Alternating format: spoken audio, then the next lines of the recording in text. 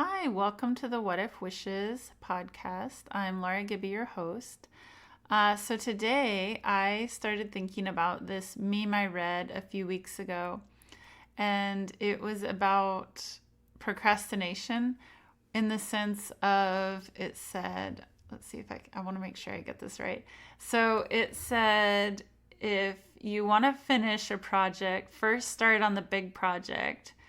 Then you'll start putting it off and start a second project. So that way, when you put the second project off, you'll go back and finish the first project. It was definitely in a lot less wording than that.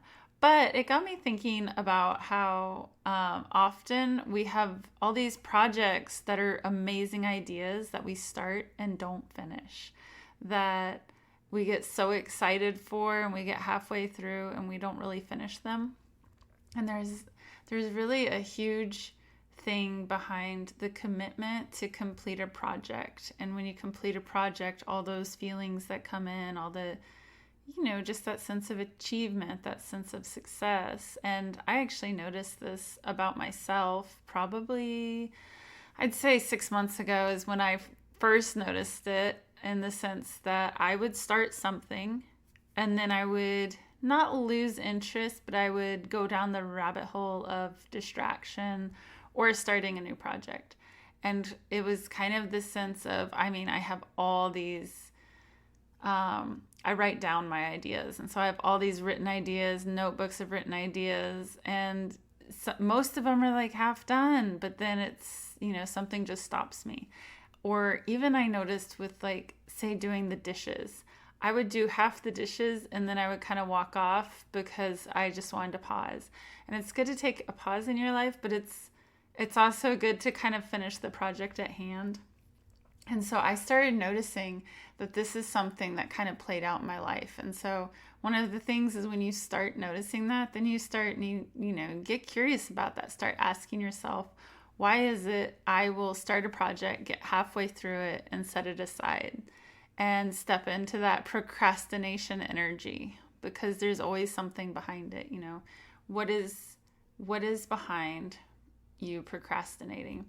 And so for me, I think I discovered that it was a sense of, let's see, how would I say it? It was a sense of fear of abundance, fear of what could happen if I finish this whole project. As opposed, it's not even like a fear, I guess, in the sense of fear of failure.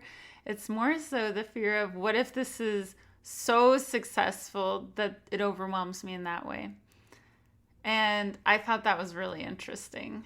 So I think it's definitely important for you to get curious about, do you procrastinate? And if so, what is the underlying reason for you not finishing your projects? Even with not finishing the dishes, it was kind of okay, what's the underlying reason for why I even start basic household chores and don't finish them? So again, it goes back to mindset. When you realize the mindset, you can shift the mindset into what you would like it to be. And in my case, I would like it to be a sense of completing my projects, committing to myself that I'm going to start a project and I'm going to complete it. And I notice when I make the commitment to myself to complete a project, I actually kind of move along in my life a lot faster. Things flow a lot better and I accomplish a lot more, obviously, because I'm finishing projects, but it's just a different kind of energy and a different kind of feeling when I'm able to really resonate in that completion energy versus that procrastination energy. And you level up. You go to a new energetic vibration when you shift out of the procrastination energy.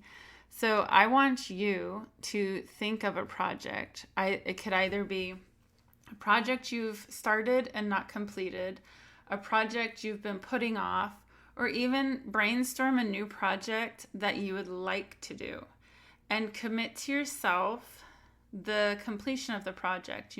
Commit to yourself that you will finish it, and pick a date to finish it by and see the difference of how you go from A to B when you create a commitment for yourself versus going from A to B to C to, oops, there goes the alphabet of completion, because you've seen squirrels, you've decided to put it off. We always come up with a whole bunch of things to distract ourselves from fully finishing a project.